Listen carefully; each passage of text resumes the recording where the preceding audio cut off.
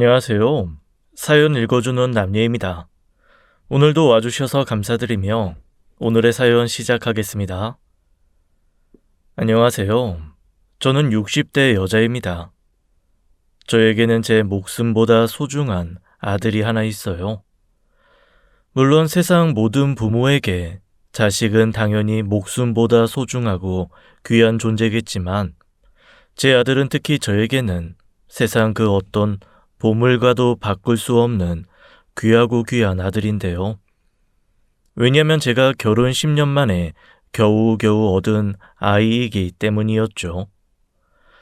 제가 갓 시집 왔을 무렵부터 시어머니는 저에게 딱 한 가지만 당부를 하셨는데요. 그건 바로 아들을 낳는 거였습니다. 우리 집 송귀한 거 알지? 나는 너한테 바라는 거 아무것도 없다. 그저 아들 하나만 딱 낳아서 집안의 대만 안 끊기게 해다오. 아무것도 모르는 철부지 새색시였던 저는 그깟 아들을 낳는 일이 뭐 그리 어려운 일인가 싶었죠. 다들 결혼하면 금방 임신하고 아이를 낳고 엄마가 되잖아요. 그런데 그 당연해 보이는 그 일이 저에게는 일어나지 않더군요.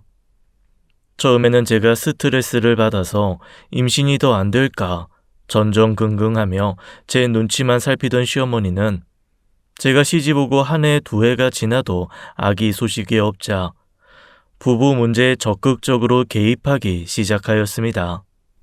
이거 먹어라. 냄새가 너무 이상한데 이게 뭐예요? 아기 들어서게 하는 약이야. 잔말 말고 쭉 들이켜. 아들은커녕 딸년이라도 하나 낳아야지. 여자는 자식 못 낳으면 아무짝에 쓸모없는 거야. 사람 구실은 해야 할 거 아니냐.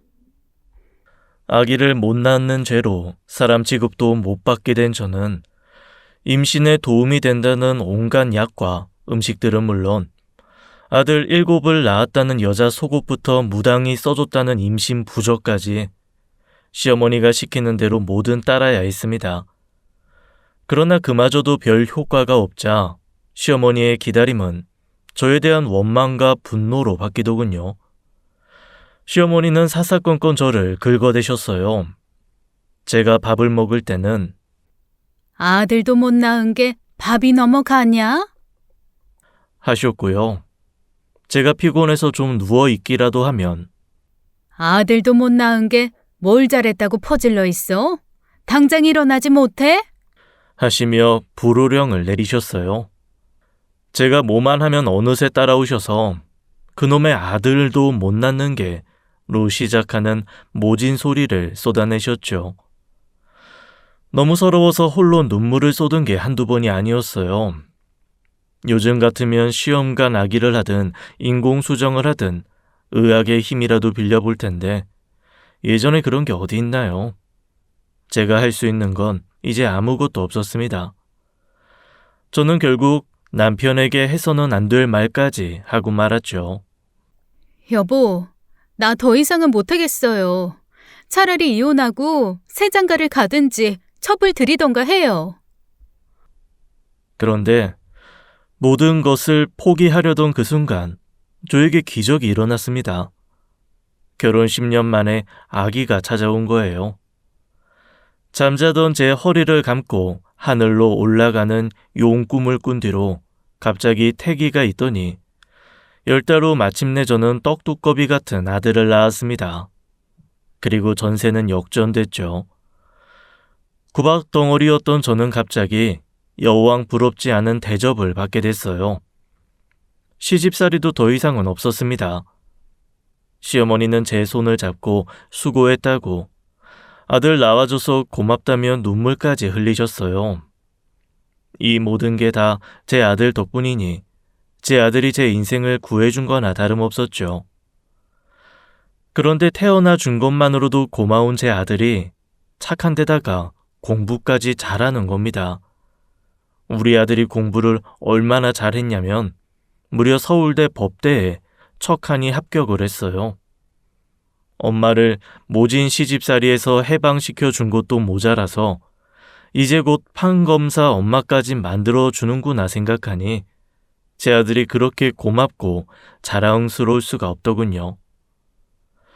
그런데 완벽한 우리 아들에게 딱 하나 문제가 있었어요. 애가 워낙 순하고 숫기가 없어서 그런 건지 아니면 공부를 하느라 시간이 없어서 그런 건지 도통 여자 사귀는 데는 관심이 없는 겁니다. 슬슬 나이가 차는데도 학교랑 집만 오가면서 연애 한번 못하는 아들이 걱정이 되더군요. 전 고민 끝에 도통 속을 알 수 없는 아들을 슬쩍 떠보기로 했습니다. 아들, 엄마는 그렇게 꽉 막힌 사람 아니야. 갑자기 그게 무슨 말씀이세요? 여자친구랑 둘이 여행 가도 좋고 집에 데려오는 것도 괜찮다고. 엄마도 참 여자친구가 있어야 여행도 가고 집에도 데려오죠. 저 여친 없어요. 정말이야? 정말 없어? 그렇다니까요. 아니 왜? 우리 아들처럼 잘생기고 똑똑한 남자가 왜 여자친구가 없을까? 세상 여자들이 다 눈이 어떻게 된 거 아니야? 그동안 공부하느라 바빴잖아요. 그리고 로스쿨 졸업하고 변호사 시험까지 합격하려면 갈 길 멀고요. 지금 여자의 정신 팔릴 때 아니에요. 저런 대답을 들으니 참 대견하고 믿음직스럽다가도 저렇게 좋은 시절 다 지나가게 놔둬도 괜찮나 걱정이 되는 겁니다. 아들이 짝 찾는데 관심이 없으니 저라도 적극적으로 나서봐야겠다 마음을 먹었죠. 제 주변에 워낙 시집 장가 못 간 노총각 노처녀 자식들 때문에 고민하는 친구들이 많아서 그런지 저는 우리 아들이 노총각이 되기 전에 빨리빨리 손을 써야 한다는 생각이 컸던 것 같아요. 근데 사실 제 아들은 워낙 학벌도 좋고 인물도 잘생겨서 주변에서 중매서겠다는 사람들도 많았는데요. 막상 얘기를 들어보면 아가씨들이 제 성에 안 차더라고요. 우리 조카인데 이번에 공무원 시험 합격했어. 인물도 얼마나 좋은지 몰라. 어때? 글쎄, 공무원이면 9급? 그렇지. 9급이라도 공무원이면 최고 아니야? 에이, 9급은 너무 낮다. 월급도 박봉이라던데. 그러지 말고 돈 잘 버는 며느리는 어때? 나 아는 사람 중에 헤어 디자이너가 있는데 생긴 것도 너무 예쁘고 돈도 잘 번다더라. 내가 중매 한번 서볼까? 아유, 내 맘대로 할 수가 있나. 우리 아들한테 물어봐야지. 서로 데려가겠다는 잘난 아들 덕에 어깨에 잔뜩 힘이 들어가다가도 순진하고 착한 우리 아들이 괜히 여자 잘못 만나 인생 고달파지면 어쩌나 싶은 노파심에 왠지 소개팅 들어오는 아가씨들은 일단 경계하게 되더라고요. 동네 아줌마들 이야기에 별 믿음도 안 갔고요. 그래서 전 좀 더 확실하고 믿을 수 있는 방법을 선택하기로 했습니다. 바로 결혼정보회사의 도움을 받는 거였죠. 저는 거금을 들여서 로스쿨 졸업을 앞두고 있는 아들을 결혼정보회사에 가입시켰습니다. 그리고 곧 한 아가씨와 매칭이 되어서 아들은 역사적인 첫 소개팅을 나가게 됐는데요. 가기 싫다며 툴툴거리던 아들이 소개팅을 나갔다 오자마자 반응이 심상치 않은 겁니다. 아들, 오늘 만난 사람 어땠어? 엄마, 나는 운명이니 사랑이니 이런 거 진짜 안 믿었거든. 그런데 그런 게 있는 것 같아. 그게 무슨 소리야?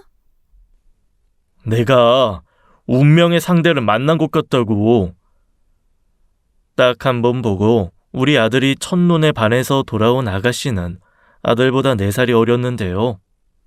서울에 있는 명문 여대를 졸업한 후에 이름만 대면 알만한 대기업에 입사해서 직장 생활을 하고 있다는 착실한 아가씨였어요. 일단 조건은 나쁘지 않았습니다. 우리 아들에 비해 넘치지도 부족하지도 않은 적당한 수준의 아가씨 같더군요. 그런데 일이 성사되려고 그랬는지 그 아가씨도 우리 아들이 마음에 든다고 했다는 거예요. 그때부터는 일사천리로 일이 진행됐죠. 양가 가족들이 만나서 결혼식 날짜를 잡고 나니까 아들의 결혼은 초읽기에 들어갔어요. 다른 사람들 얘기 들어보면 결혼 준비 과정에서 다툼도 많이 일어난다고 하던데 저희는 예비 며느리가 워낙 성격이 좋아서 그런지 흔한 의견 충돌 한 번 없었어요. 게다가 저한테도 어찌나 살갑게 대하는지 묵뚝뚝한 남편, 말수 적은 아들하고만 살아온 저는 처음 겪어보는 며느리 애교에 살살 녹을 지경이었어요. 사람들이 이 맛에 딸을 키우는 거나 싶을 정도로 저한테 정말 다정하게 잘하더라고요. 예단이며 예물은 또 얼마나 야무지게 준비해 왔는지 제 명품 가방만 2개를 해왔어요. 그런데 받은 만큼 돌려줘야 하는 게 예단이라 사실 저는 좀 부담스럽더라고요. 그래서 명품 가방들을 돌려주려고 며느리와 따로 만났죠. 예단 말이야. 너무 잘 받았는데 아무래도 명품 가방들은 받기가 좀 그래서 다시 돌려주려고. 왜요? 마음에 안 드세요? 아유, 마음에 안 드는 게 아니라 너무 비싸고 좋은 거라 받기가 미안해서 그러지. 내가 받은 만큼 해줄 형편도 안 되고. 그런데 며느리는 너무나 시원시원하게 괜찮다고 하는 겁니다. 그게 무슨 말씀이세요? 어머니는 저한테 하나뿐인 귀한 아들 주시잖아요. 그 정도는 받을 자격 충분하세요. 어? 아이, 그러냐? 그럼요. 그리고 저 이제 곧 변호사 사모님 될 텐데 그게 다 누구 덕이겠어요. 어머님이 아들 공부 많이 시켜서 변호사 만들어주신 거잖아요. 명품 가방은 어머니한테 감사한 마음으로 드리는 거니까 부담 갖지 말고 받아주세요. 아유, 내가 아들 복만 있는 게 아니라 며느리 복도 있는 모양이다. 어쩜 이렇게 말도 예쁘게 하니? 너무 고마워. 오빠랑 결혼 허락해 주셔서 제가 감사하죠. 앞으로 제가 어머니한테 잘 효도할게요. 이러니 제가 며느리라고 하면 껌뻑 죽을 수밖에요. 덕분에 저희 동네에서는 제가 며느리 잘 얻었다고 소문이 쫙 퍼졌습니다. 세상에, 그 가방 뭐야? 완전 비싼 명품이잖아. 우리 며느리가 아들 잘 키워줘서 고맙다고 사주던데? 어머나, 이거 아무리 못 줘도 몇백은 할 텐데. 며느리가 우리나라에서 제일 좋은 대기업에 다닌다고 하더니 돈도 잘 버나 봐. 그런가 봐. 이런 가방을 2개나 사줬어. 아유, 돈 잘 버는 며느리 둬서 너무 좋겠다. 부럽다, 부러워. 근데 동네 아줌마들이 부러워할 일은 명품 가방뿐만이 아니었어요. 결혼 후에도 며느리는 아들이랑 같이 주말마다 저희 집을 찾아오는 겁니다. 과일이며 고기며 양손 가득 선물 보따리를 들고 말이에요. 아들, 공부하느라 피곤할 텐데 주말에 좀 쉬지. 뭐하러 왔어?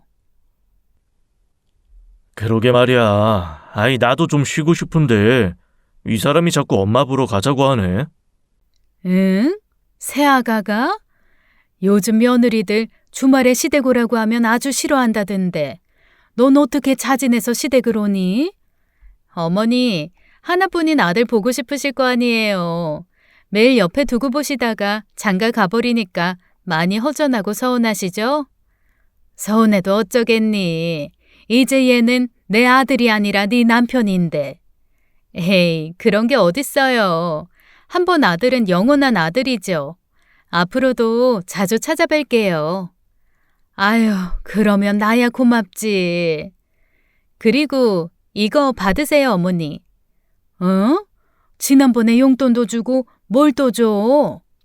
이번에 회사에서 보너스 나왔어요. 이걸로 어머니 옷 한 벌 사세요.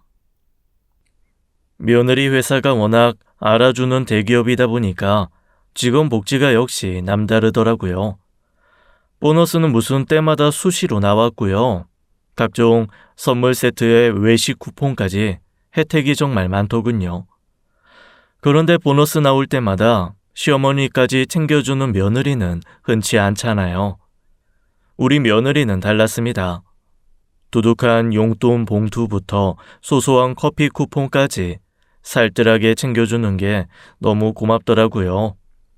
꼭 선물을 받아서 고마운 게 아니라 시어머니한테까지 세심하게 신경 써주는 그 마음이 고맙잖아요.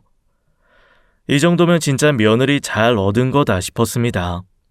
이제 저는 걱정도 근심도 없이 그저 아들 내외의 행복만 빌며 두 다리 쭉 뻗고 자게 됐죠.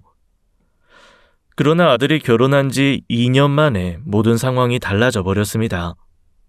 서울대 법대에 합격하고 로스쿨을 졸업할 때까지 실패라고는 몰랐던 제 아들에게 뜻밖의 큰 시련이 찾아온 거죠. 무슨 시험이든 봤다 하면 척척 합격하던 우리 아들이 변호사 시험에서 그만 낙방하고 만 겁니다. 그것도 2번씩이나요. 학교 다닐 때부터 1등을 놓친 적 없었고 공부나 시험에 관해서는 속을 썩여본 일이 단 한 번도 없었기 때문에 변호사 시험도 당연히 합격할 줄 알았죠. 그런데 불합격했다는 겁니다. 처음이니까 그럴 수도 있다고 생각하려고 해도 충격이 쉽게 가시지는 않았어요. 우리 아들도 무언가에 실패한 건 처음이라 크게 실망하고 좌절한 모양이더라고요. 이렇게 우리 모자에게 힘든 시련이 닥쳤을 때도 옆에서 힘이 되어준 건 역시 며느리였습니다. 오빠, 일어나. 언제까지 그렇게 누워만 있을 거야? 어머니 오셨어. 그래, 일어나야지. 근데 기운이 안 나네. 어디 아픈 거 아니냐? 큰일이네. 그런데 아들 눈치를 살피며 전전긍긍하는 저와 달리 며느리는 거침없더군요. 아들이 쓰고 누운 이불을 걷어치우고 쓰러져 있던 아들을 일으켜 세우는 겁니다. 그만 일어나. 그렇게 누워만 있으니까 기운이 없지. 그깟 시험 한 번 떨어졌다고 지구가 망하냐? 그깟 시험이라니. 내가 얼마나 열심히 준비했는데 시험에서 떨어지는 게 이렇게 비참한 기분일 줄은 진짜 몰랐다. 그 정도 가지고 뭘 비참해. 10번, 20번씩 떨어지는 사람들도 많은데 그까짓 거 맛있는 거 먹고 스트레스 확 푼 다음에 다시 또 시작하면 되지. 우리 매운 거 먹으러 갈까? 나는 입맛도 없어. 엄마 모시고 둘이 다녀와. 그러지 마. 나는 오빠 시험 떨어지고 나니까 좋은데? 뭐? 아니, 내가 시험 떨어지니까 좋다고? 그건 또 뭔 소리야? 난 오빠가 무슨 공부 기계인 줄 알았는데 시험도 떨어지고 실수도 하는 거 보니까 인간미 있어서 좋다고. 지나간 건 생각할 필요 없어. 앞으로 다가올 것들만 잘 준비하면 되지. 전 이렇게 자기만의 방식으로 아들을 위로해주는 며느리가 너무 고마웠습니다. 시리에 빠졌던 아들은 활기 넘치는 며느리의 기운을 받고 다시 힘을 내서 일어설 수 있었죠. 그런데 고마운 마음은 오래가지 않았어요. 아들이 첫 번째 도전에서 실패했을 때는 온갖 좋은 말로 아들을 위로하고 용기를 북돋아주던 며느리가 정확히 1년 뒤에 180도 달라지는 겁니다. 첫 번째 실패 이후 아들은 심기일전하여 이듬해 또다시 변호사 시험에 응시했는데요. 두 번째는 꼭 되겠지 생각했던 모두의 기대를 무참히 깨버리고 또다시 시험에서 떨어져 버리고 말았습니다. 며느리가 완전히 다른 사람이 된 건 그때부터였어요. 결과 발표가 있던 날, 제가 바로 옆에 있는데도 아들한테 대놓고 싫은 소리를 하더라고요. 서울대 나와서 머리 좋다고 잘난 척 엄청 하더니 별것도 아니네. 또 떨어졌어? 또? 저는 너무 깜짝 놀라서 며느리를 진정시켰죠. 아유, 얘. 왜 그렇게 사람 면전에서 면박을 주고 그러니? 진정해라. 제가 지금 진정하게 생겼어요? 오빠요, 1년 동안 손 하나 깜짝 않고 공부만 했다고요. 공부한다는 핑계로 집안일도 식구들 챙기는 일도 다 저 혼자서 했어요. 심지어 돈도 제가 다 벌어왔잖아요. 그런데 책상 앞에 앉아서 공부만 했으면서 그걸 떨어져요? 한 번도 아니고 2번씩이나? 미안해. 이번에는 꼭 될 줄 알았는데 생각대로 안 되네. 그런데 갑자기 잘난 내 아들이 축 처져서 며느리한테 사과하는 꼴을 보니까 심정이 사나워지더군요. 그래서 며느리한테 싫은 소리를 좀 했죠. 아니, 진짜 너무한다. 변호사 시험이 어디 보통 시험이야? 그게 그렇게 쉬우면 개나 소나 다 합격하게? 첫 시험 때는 괜찮다, 인간미 있다 그러더니 한 번 더 떨어졌다고 사람이 그렇게 바뀌니? 근데요, 며느리가 갑자기 성질을 확 내는 겁니다. 무서울 정도로요. 참는데도 한계가 있는 거예요. 제가 1년 동안 얼마나 참았는지 아세요? 이제 곧 끝이구나 생각하면서 버텼는데 이 지겨운 수험생 뒷바라지를 1년 더 해야 된다는 거잖아요, 지금.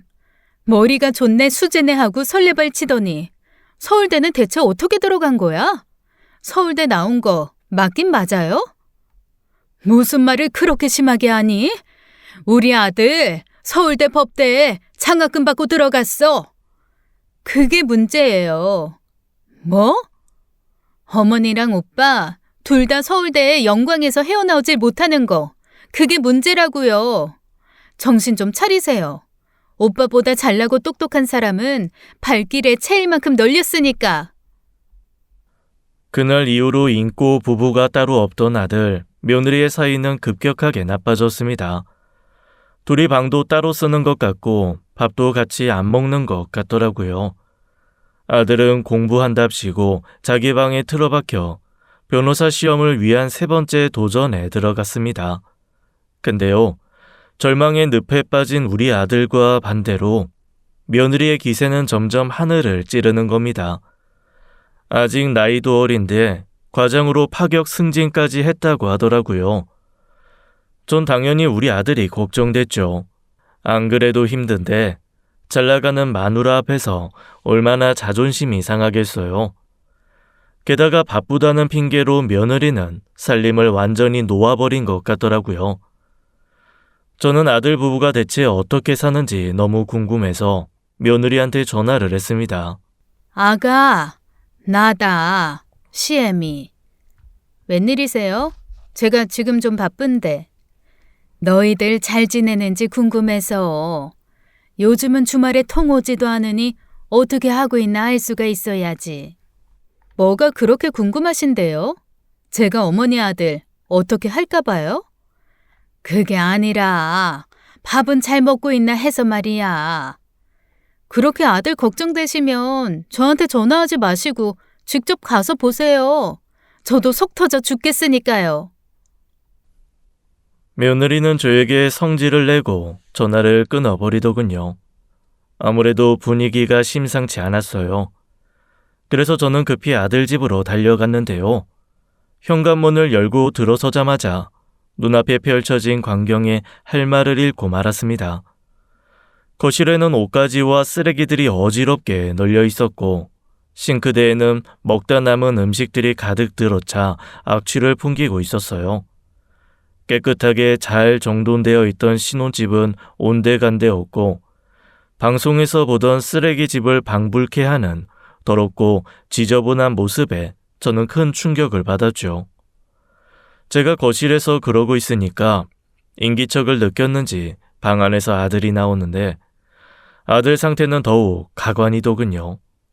덥수룩한 머리와 수염의 수척한 얼굴, 그리고 퀭한 눈빛까지 속상한 마음에 아들을 끌어안고 한참 눈물을 쏟았죠. 우리 아들 꼴이 이게 뭐야. 몸 생각도 해야지. 너무 공부만 하는 거 아니야? 괜찮아, 엄마. 나는 공부하는 게 제일 속 편해. 새아가는 집에 안 들어오니? 맨날 늦어. 야근이래. 요즘은 해외 출장 간다고 며칠씩 집에 안 들어오기도 하더라고. 뭐야? 아무리 그래도 그렇지. 집안 꼴이 이게 뭐야? 그 사람 잘못 아니야. 일하느라 바쁜데 뭘. 집안일은 집에서 놀고 먹는 내가 해야 하는데 나도 집안 정리할 마음의 여유가 없었어. 네가 뭘 놀고 먹어. 공부하는 게 얼마나 어렵고 힘든 일인데.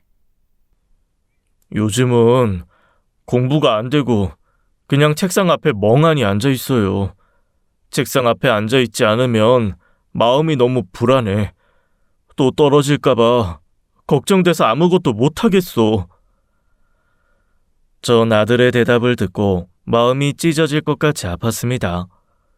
두 번의 실패를 겪고 자신감이 바닥으로 떨어진 아들은 시험에서 또 떨어질지라는 불안감 때문에 밥 먹는 시간도 잠자는 시간도 어느 한순간 마음 편할 데가 없는 모양이었더라고요.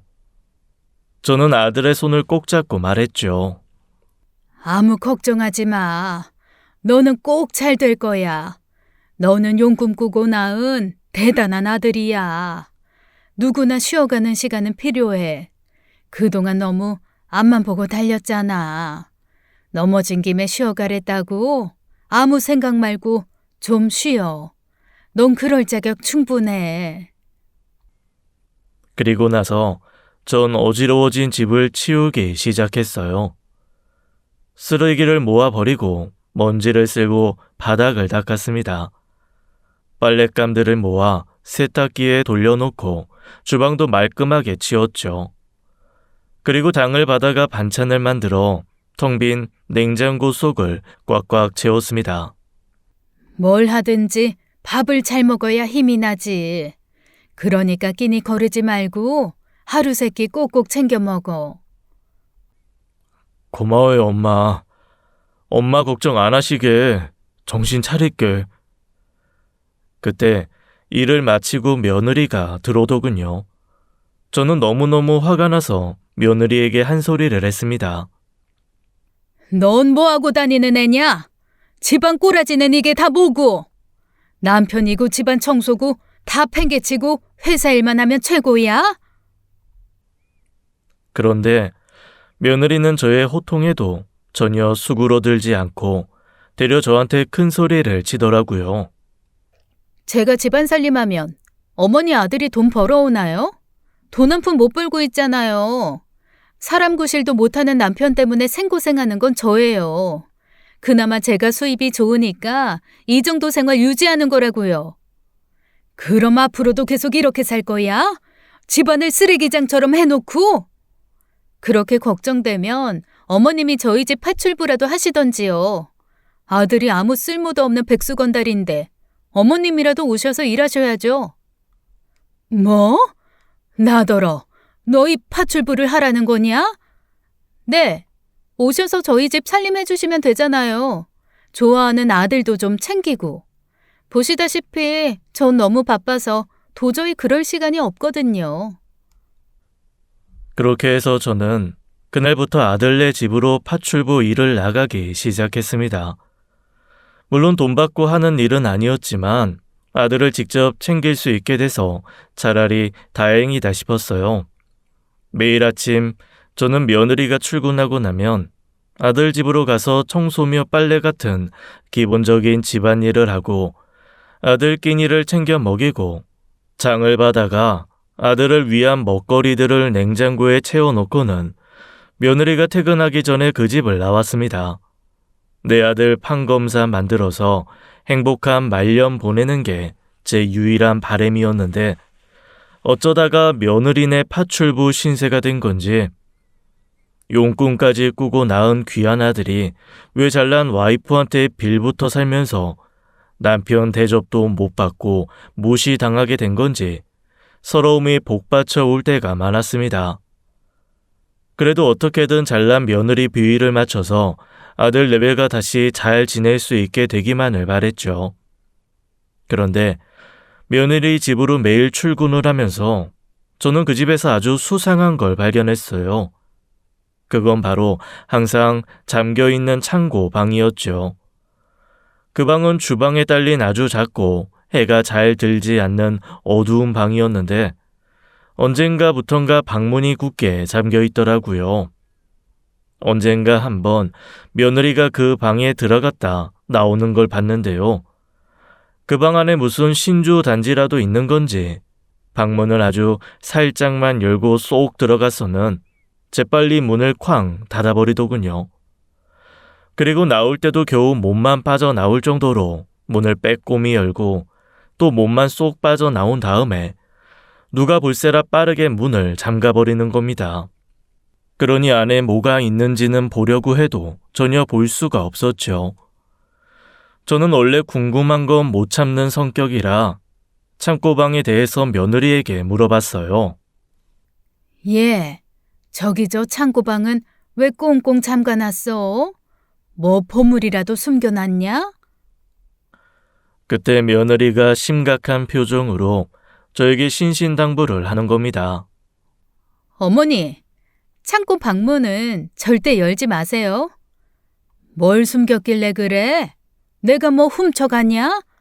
나는 그냥 그 방 청소한 지가 하도 오래돼서 물어본 거야. 청소 필요 없어요. 그러니까 그 방은 신경 끄세요.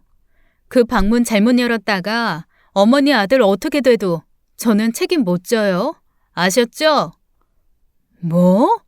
내 아들이 어떻게 된다고? 네. 설마 어머니 아들 잘못되는 거 바라는 건 아니죠? 그러니까 그 방 근처엔 얼씬도 하지 마시라고요. 알았다, 알았어. 며느리 말을 듣고 겁이 덜컥 난 저는 다시는 그 방에 대해서 궁금해하지 않기로 했습니다. 괜히 그 방문 잘못 열었다가 내 아들한테 뭔 일이 생겨도 책임 못 진다는 며느리 말 때문이었죠. 대체 며느리가 그 비밀스러운 방에서 뭔 짓거리를 하는지, 방에 뭐가 있는지 저로서는 도저히 알 수 없지만 아들이 잘못된다는데 그 비밀의 방을 굳이 열어볼 용기도 필요성도 저에게는 없었던 겁니다.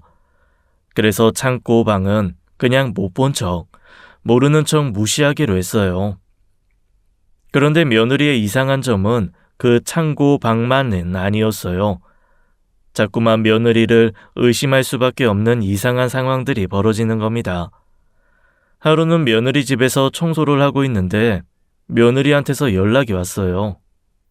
어머니, 제 책상 위에 있는 서류 봉투 가지고 지금 좀 나오세요. 뭐, 지금? 급한 거니까 빨리 가지고 나오세요. 어디로 가면 되니? 회사 앞 지하철역으로 오세요. 제가 역 앞으로 갈게요. 저는 얼른 서류 봉투를 들고 며느리가 알려준 지하철역으로 갔어요. 그런데 아무리 기다려도 며느리가 나오지 않는 겁니다. 전화도 여러 번 걸었는데 받지를 않더라고요. 그래서 하는 수 없이 저는 지하철역 바로 앞에 있는 며느리 회사로 들어갔죠. 그리고 회사 로비에 있는 안내 데스크 직원에게 며느리에게 연락을 좀 해달라고 부탁을 했습니다. 신하영 과장을 만나러 왔는데요. 연락 좀 해줄 수 있나요? 네? 누구라고요? 신하영 과장이요. 부서는 모르세요? 직원 명단에는 그런 이름 없는데. 예? 신하영 이름이 없다고요? 그때 뒤에서 며느리가 다급하게 절 부르는 겁니다. 어머니, 왜 여기 계세요? 아니, 너는 오라고 해놓고 왜 이렇게 연락이 안 돼? 그렇다고 회사로 찾아오시면 어떡해요? 얼른 나오세요. 근데 저 직원이 널 모르던데 직원 명단에 네 이름 없대. 최근에 인사이동이 있어서 지금 직원 명단이 엉망진창이에요. 저 직원이 뭘 몰라서 그런 거예요. 그러냐? 아무튼 앞으로 절대로 회사 안으로는 들어오시면 안 돼요. 제 입장이 난처하잖아요. 그래, 미안하다. 기껏 심부름을 해주고도 좋은 소리도 못 들었으니 기분이 좋을 리 없죠. 근데 기분 나쁜 감정보다는 의아함이 더 컸습니다. 인사 이동 때문에 직원 명단이 잘못됐다는 며느리의 말이 어쩐지 말도 안 되는 변명처럼 느껴졌거든요. 그날 이후로 제 마음속에서 며느리에 대한 의심이 조금씩 자라기 시작했죠. 그러던 어느 날 저는 며느리네 집 앞에서 봐서는 안 될 것을 봐버리고 말았습니다. 아들과 며느리의 결혼 생활을 뒤흔들 만큼 충격적이고도 결정적인 장면을 목격하게 된 거죠. 그날은 며느리네서 김장을 하느라 좀 늦게까지 일을 하고 나온 날이었습니다. 아파트 주차장을 가로질러 집으로 향하는데 며느리 차가 들어오더라고요. 아무리 미운 며느리라도 아는 체는 해야겠다 싶어 인사나 하려고 며느리 차로 발길을 돌리던 그때 갑자기 운전석에서 웬 젊은 남자가 내리는 겁니다. 그리고 조수석에서 며느리가 따라 내리는데 술을 먹은 건지 몸이 조금 비틀비틀 하더라고요. 전 며느리가 술을 먹고 대리기사를 불러서 집까지 온 줄 알았습니다. 근데 갑자기 두 사람이 포옹을 하지 뭡니까? 눈에서 불꽃이 튀고 심장이 벌벌 떨리면서 정신이 아득해지더군요. 이 세상에 대리기사랑 헤어지면서 포옹하는 사람은 없잖아요. 저는 급하게 휴대폰을 꺼내서 사진을 찍었습니다. 나중에 증거로 쓰려고요. 그리고 다음 날 아들이 잠깐 밖에 나간 사이에 단도직입적으로 며느리한테 어젯밤 일을 물어봤죠. 나 어젯밤에 주차장에서 너 봤다. 근데 왜요? 웬 남자랑 같이 차에서 내리던데 누구냐? 어머니, 이제 저 미행하고 염탐까지 하세요? 누가 미행하고 염탐을 해? 그냥 지나가다가 우연히 본 거야. 그 남자 누군지나 말해. 우리 팀 부하 직원이에요. 어제 회식 때문에 제가 술을 먹어서 데려다 준 거예요. 그래? 너는 부하 직원하고 그렇게 끌어안고 난리 부르스를 치나 보지? 끌어안기는 누가 끌어안아? 안 그래도 회사 일 때문에 힘들어 죽겠는데 대체 왜 그래요? 둘이 들러붙는 거 내가 다 봤는데 어디서 모른 척이야? 들러붙다니요. 직장 상사로서 힘들어하는 부하 직원 토닥여준 것뿐이에요. 그게 뭐 잘못됐나요? 어디서 말 같지도 않은 변명이야? 이거 우리 아들 보여줄까? 그리고 제가 어젯밤에 찍은 사진까지 보여주니까 며느리가 불같이 화를 내더군요. 내가 누구 때문에 이 고생을 하고 있는데 어머니 아들이 시험에만 붙었어도 내가 힘들게 일 안 해도 되잖아요. 이렇게 더러운 모함도 안 당하고 며느리가 돈 잘 벌어서 어머님 아들 편하게 놀고 먹게 해주면 고마운 줄 알고 조용히 계세요. 뭐야? 네가 돈 좀 번다고 아주 눈에 뵈는 게 없구나. 어머니가 요즘 젊은 사람들 문화에 대해서 뭘 안다고 잔소리세요? 끌어안았다고요? 어디 가서 그런 소리 입 밖에 꺼내지도 말아요. 사람들이 비웃어요. 지금 절 의심하시나 본데 그게 불륜이면 대한민국 사람들 전부 상간남 상간녀예요. 아시겠어요? 저는 괜히 며느리한테 덤볐다가 본전도 못 찾고 된통 당했습니다. 아니라고 딱 잡아대니까 더는 어떻게 할 수가 없겠더라고요. 그런데요, 제가 살아온 세월이 얼만데 남녀 사이 딱 보고 모르겠습니까? 아무리 발뺌하고 잡아대도 그 분위기는 영락없는 연인 사이였어요. 저는 며느리를 도저히 용서할 수가 없었습니다. 돈 좀 번다고 남편 알기를 개떡으로 알고 내 아들 무시하는 것도 모자라서 이젠 하다 바람까지 피우다니 이건 정말 두 번 생각해 볼 가치도 없는 문제였죠. 저는 결정적인 증거를 잡아서 아들과 며느리를 이혼시키기로 결심했습니다. 저 따위 개차반 같은 며느리를 내 아들 옆에 계속 둬봐야 전혀 도움이 안 되잖아요. 그런데 한 가지, 이 사실을 아들에게 알려야 할지 말아야 할지 고민이 되더군요. 아들에게 알리자니 지금 한창 공부에 매진하고 있는 애, 마음만 흐트러 놓는 거 아닌가 걱정이 됐고요. 그렇다고 아들이 모르게 하자니 눈뜨고 바보같이 당하고 있는 꼴이 불쌍해서 안 되겠더라고요. 몇 날 며칠을 고민하다 저는 좀 더 결정적이고 확실한 증거를 잡을 때까지는 아들이 모르게 하는 걸로 결론을 내렸습니다. 괜히 이야기했다가 아들이 충격받아서 변호사 시험이라도 망치면 큰일이잖아요. 저는 아들은 절대 모르도록 최대한 은밀하고 조용하게 며느리 불륜 입증을 위한 증거 수집에 나섰죠. 그런데 막상 며느리의 불륜 증거를 잡으려고 하니 미행이나 녹취 같은 게 생각만큼 쉬운 일이 아니더군요. 아침에 고급 외제차를 타고 휙 나가버리는 며느리를 운전도 못하는 제가 무슨 수로 미행하겠어요. 게다가 불륜 상대와 주고받은 문자 메시지나 며느리의 카드 사용 내역 같은 걸 확보하라고 하던데 그것도 만만치가 않더라고요. 휴대폰이야 손에서 놓지를 않으니 제가 몰래 확인하는 건 불가능했고요. 설령 며느리 휴대폰 열어볼 기회가 생겼다 해도 비밀번호를 모르니 아무 소용이 없었죠. 며느리는 여전히 야근이 많다면서 매일 밤 11시가 넘어서야 집으로 돌아왔는데요. 지난번처럼 뭐라도 건지려고 주차장에 숨어서 기다려봤지만 그때 보았던 부하 직원이라는 그 남자도 두 번 다시는 볼 수 없었습니다. 우리 며느리가 어떤 며느리인가요? 구미호도 울고 갈 불려우 구단 아닌가요?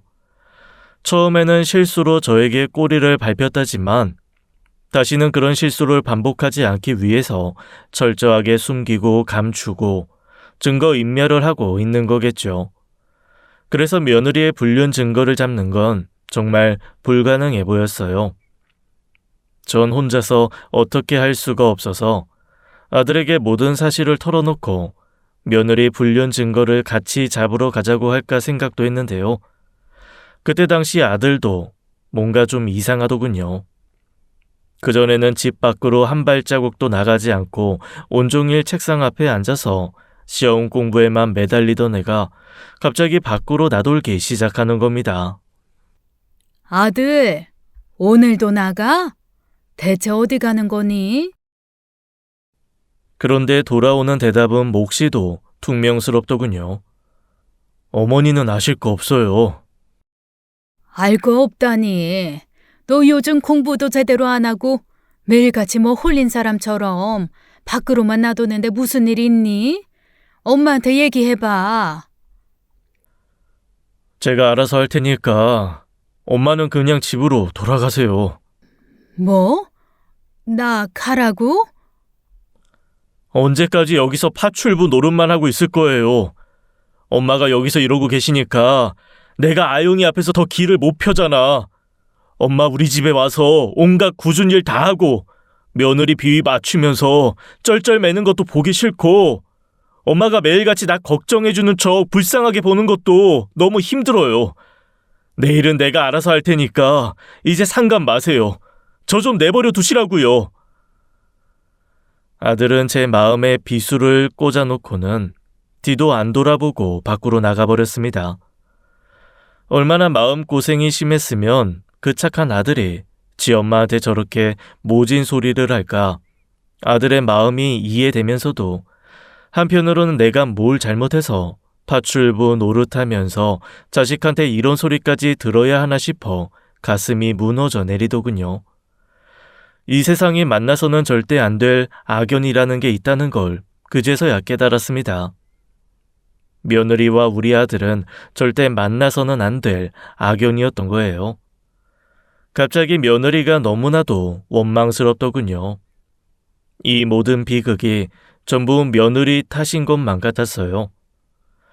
그렇게 잘났던 내 아들이 변호사 시험에서 2번이나 떨어진 것도, 제가 말년에 아들네 집에서 파출부 노릇이나 하고 있는 것도, 아들의 결혼이 파탄에 이르게 된 것도 전부 만나서는 안 될 악연끼리 만나서 벌어진 일이란 생각이 들더라고요. 그때 불현듯 굳게 닫힌 창고 방문이 눈에 들어왔습니다. 그 안에 혹시 며느리의 불륜 증거 같은 게 들어있지 않을까 하는 생각에 머리를 스치자 전 그 방문 앞에서 미친 사람처럼 잠긴 문고리를 흔들어대기 시작했죠. 대체 여기에 뭘 숨겨놓은 거야? 내가 오늘 반드시 이 방문을 열어서 며느리년을 끝장내버리고 말 거다. 며느리가 이 방의 문을 열면 아들이 잘못될지도 모른다고 경고했지만 전 아랑곳하지 않았습니다. 아들은 이미 바닥을 쳤으니 여기서 더 나빠질 일도 없을 것 같더라고요. 차라리 굳게 닫힌 그 비밀의 방을 열고 나면 막혀있던 모든 일이 해결될 것만 같았습니다. 그런데 아무리 힘을 주어 흔들어봐도 창고방의 잠금 장치는 풀리지 않는 겁니다. 열쇠라도 있을까 싶어 집안 곳곳을 이잡듯 뒤졌지만 열쇠 같은 건 없었어요. 전 오늘 끝장을 봐야겠다는 생각 하나로 열쇠 수리공을 불렀습니다. 그리고 드디어 방문이 열렸죠. 그런데 저는 방 안을 가득 채운 뜻밖의 물건을 보고는 털썩 주저앉아버리고 말았습니다. 아니, 이게 다 뭐야? 아, 이거 전부 가방 아니에요. 딱 봐도 전부 비싼 것 같은데, 아유, 이게 다 얼마야? 맞습니다. 작은 3평 남짓한 작은 창고방을 꽉 채우고 있던 건 놀랍게도 명품 가방들이었던 거예요. 크기도 색깔도 브랜드도 모두 다른 다양한 종류의 가방이 방 안에서 쏟아져 나오더군요. 어림잡아도 100개 이상은 될 것 같았어요. 심지어 포장도 뜯지 않은 새 상품들이더라고요. 어머, 얘가 쇼핑 중독에 걸렸구나. 세상에, 간땡이가 부었지. 가방 사는데 대체 얼마를 쓴 거야? 대기업 다니면서 돈 잘 번다고 큰 소리 뻥뻥 치더니 식구들 몰래 명품 사재기를 해? 그런데 신기한 듯 가방들을 구경하던 열쇠 수리공 아저씨가 이상하다는 듯이 고개를 갸웃갸웃하는 겁니다. 아이, 사모님, 근데 이거 명품 아닌 것 같은데요? 예? 그게 무슨 소리예요? 에이, 이거 전부 짝퉁이구만. 그럼 그렇지. 일반 가정집의 명품 가방이 이렇게 많을 리가 없죠. 정신을 차리고 찬찬히 살펴보니까 제가 익히 알고 있던 유명 상표들과는 어딘가 조금씩 다른 가짜 상표가 가방마다 떡하니 붙어있는 게 그것들은 전부 영락없는 짝퉁 가방들이었어요. 이게 대체 무슨 일인지 갑작스레 맞닥뜨린 상황 앞에 너무나 혼란스럽던 그 순간 제 전화벨이 울렸습니다. 전화를 한 건 아들이었어요. 예, 너 어디니? 이게 대체 무슨 일인지 엄마가 너무 정신이 없다. 근데 저보다 더 다급한 건 우리 아들이었어요. 엄마, 큰일 났어. 빨리 여기로 좀 와줘. 뭐? 뭔데? 와보면 알아요. 바로 오세요. 아셨죠? 큰일 났다는 아들의 말에 정신이 번뜩 든 저는 급히 아들이 오라는 곳으로 갔는데요. 약속 장소에 나가보니 제 아들이 길가에 차를 대놓고 맞은편 모텔 입구를 뚫어져라 쳐다보고 있더군요. 아들, 여기서 뭐하고 있어? 아, 쉿, 어머니, 얼른 차에 타세요. 여기서 잠깐만 기다리면 곧 엄마 며느리 나올 거예요.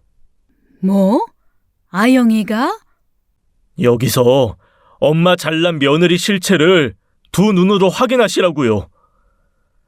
알고 보니 아들도 며느리의 외도 사실을 알고 있었던 모양이에요. 아들 역시 제가 충격을 받을까봐 저한테 말도 못하고 혼자서 불륜 증거를 모으느라 며느리 뒤만 쫓아다닌 거였습니다.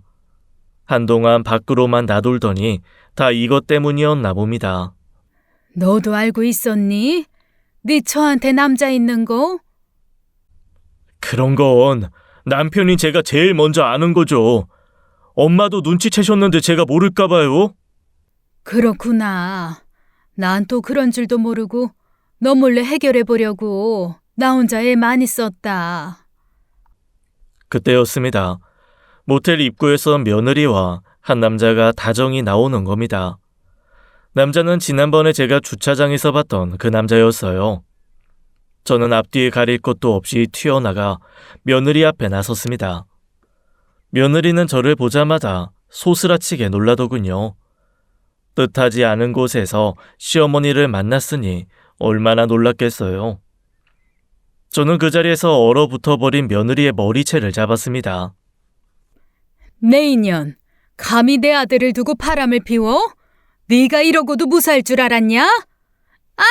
어머니, 이거 놓으세요. 너 오늘 잘 걸렸다. 내가 벌써 경찰에 신고까지 다 했어. 그런데 경찰 얘기가 나오니까 며느리가 제 손을 거칠게 뿌리치더니 코웃음을 치더군요. 어머니, 간통죄 없어진 지가 언젠데 경찰에 신고를 해요. 누가 간통죄로 신고했대? 그럼 뭘로? 그때 마침 경찰이 도착해서 며느리와 상간남의 팔에 수갑을 채웠습니다. 며느리는 거사게 반항을 하더군요. 이거 나요. 대체 왜 이래요? 내가 뭘 잘못했는데? 신하영 씨 맞으시죠? 상표법 위반으로 체포합니다. 변호사를 선임할 수 있고 불리한 진술을 거부할 수 있어요. 알고 보니 며느리는 그동안 제 아들과 저를 철저하게 속이고 대기업 과장인 척하며 짝퉁 가방 판매자 사이를 위태롭게 오가며 이중 생활을 해왔던 겁니다.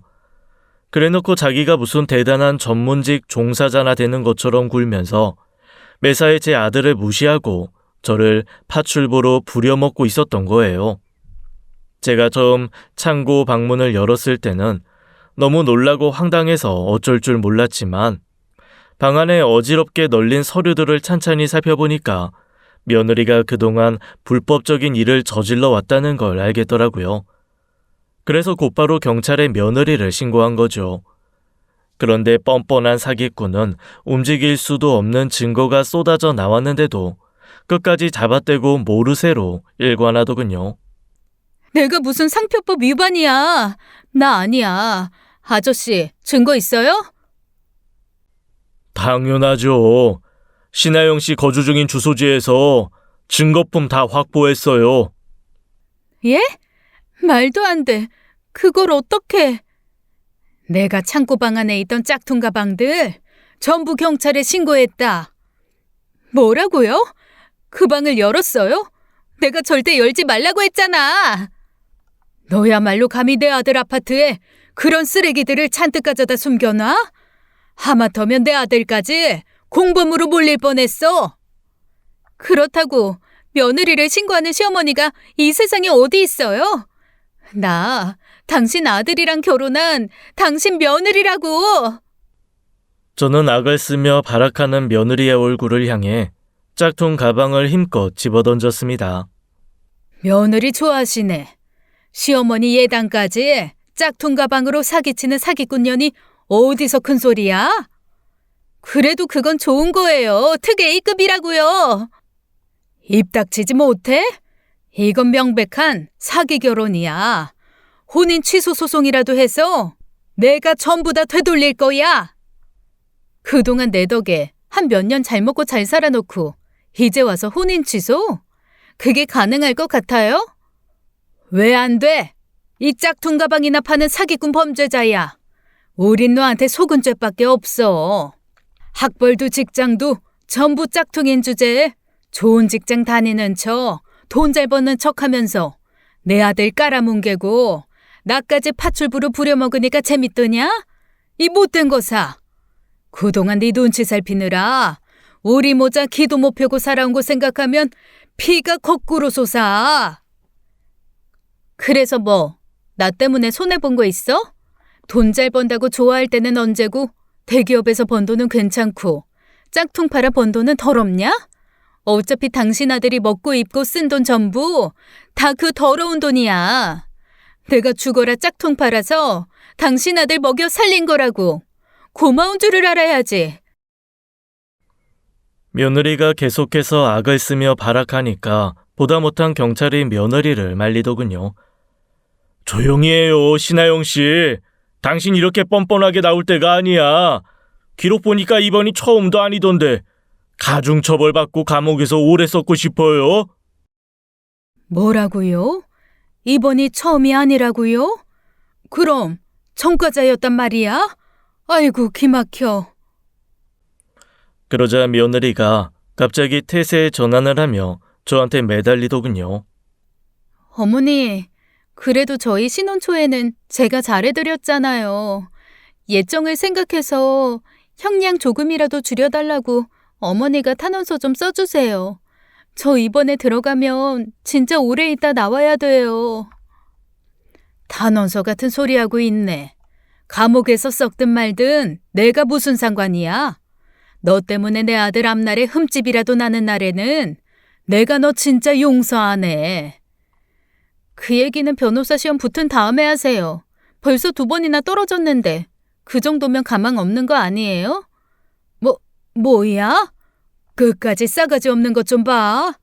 내 아들이 판검사 돼서 너 응징하는 그날까지 넌 내가 끝까지 지켜볼 거야. 끝까지 입만 살아서 따박따박 못된 소리만 해대던 며느리는 결국 경찰서에 끌려가 조사를 받게 되었습니다. 물론 함께 있던 내연남도 같이요. 그 남자 역시 며느리와 공범이었던 거예요. 둘이서 짝퉁 명품을 해외에서 불법으로 들여와서 SNS를 통해서 판매했다고 하더군요. 그동안 해외 출장이 잦았던 것도 해외에서 가방을 불법으로 들여오느라 그랬던 거였습니다. 그렇게 해외에서 몰래 가지고 들어온 짝품 명품을 자기 집 방 하나에 숨겨두고 장사를 했다니 정말 간도 크지 않나요? 결국 며느리는 상표법 위반으로 엄청난 벌금과 함께 교도소에서 죗값을 치르게 되었습니다. 그 후 아들은 며느리와의 관계를 깔끔하게 정리했어요. 결혼하는 과정에서 며느리가 자신의 모든 조건을 속이고 의도적으로 접근해서 혼인에 이른 것이 인정돼서 혼인 취소 판결을 받아낸 거죠. 아들은 며느리를 소개해준 결혼정보회사를 역시 고소했습니다. 며느리의 범죄 이력이나 학력, 경력, 직업 등을 확인도 하지 않고 무조건 내 아들과 매칭시켜 엄청난 피해를 입혔으니 그에 따른 보상과 처벌은 당연한 결과였죠. 그리고 저와 아들을 둘러싼 엄청난 사건들이 하나 둘씩 정리가 되고 모든 것이 제자리를 찾아갈 무렵 드디어 저에게도 기다리고 기다리던 기쁜 소식이 들려왔습니다. 엄마, 저 합격했어요. 뭐? 그게 정말이니? 장하다 내 아들. 정말 장해. 그동안 바람난 전부인 잡으러 다니느라 우리 아들이 제대로 공부를 못했잖아요. 그런데 이혼 후에 2번의 실패를 딛고 심기일전해서 열심히 공부한 결과 드디어 3번 만에 당당하게 변호사 시험에 합격한 거예요. 그리고 좋은 소식은 여기서 끝이 아니었습니다. 엄마, 인사해요. 요즘 나랑 만나는 사람이야. 나 이번에 진짜 제대로 된 결혼할 거예요. 뭐? 그게 진짜야? 안녕하세요, 어머니. 저 승훈씨 로스쿨 동기 이민영이라고 합니다. 로스쿨 동기라고? 진짜예요? 네, 승훈씨보다 먼저 합격해서 지금 변호사로 일하고 있어요. 근데 저는 대기업 다닌다고 사기친 사기꾼 며느리한테 한번 당했던 터라 전문직이라고 하면 일단 의심부터 가더라고요. 변호사라는 거 진짜야? 졸업증명서랑 변호사 임명장 같은 거 확인해봐야 하는 거 아니냐? 하도 사기꾼이 많아서 엄마는 믿음이 안 간다. 이번에도 또 당하는 거 아니야? 엄마, 이번엔 진짜야. 믿어도 돼. 근데요, 아들이 아무리 믿어도 된다고 해도 저는 아무래도 자꾸만 의심이 생기는 겁니다. 아무래도 사기꾼한테 대여서 트라우마가 생겼나 봐요. 아무래도 수상한 냄새가 나. 그렇게 잘 나가는 아가씨가 왜 너랑 결혼을 하겠어? 너 사기꾼한테 한 번 당했던 거 다 알고 있는 거야? 그럼 당연하지. 근데 이 사람도 한번 이혼했어. 아유, 그래? 차라리 잘 됐다. 둘이 진짜 인연인가 보네. 아들의 새로운 여자친구는 첫 번째 결혼에 실패한 이혼녀라 그런지 서로의 사정도 잘 이해해주고 둘이 말도 아주 잘 통하는 모양이더라고요. 사필귀정이라고 모든 일이 이제야 순리대로 돌아가는 것 같아 마음이 놓이더군요. 그동안 아들 때문에 걱정이 많았는데 드디어 변호사 시험도 합격하고 좋은 사람 만나 제대로 된 결혼까지 하게 되었으니 드디어 용꿈 태몽이 들어맞나 봐요. 그동안 안 좋았던 모든 일들은 다 잊고 승승장구할 아들의 앞날에 힘찬 응원을 보냅니다.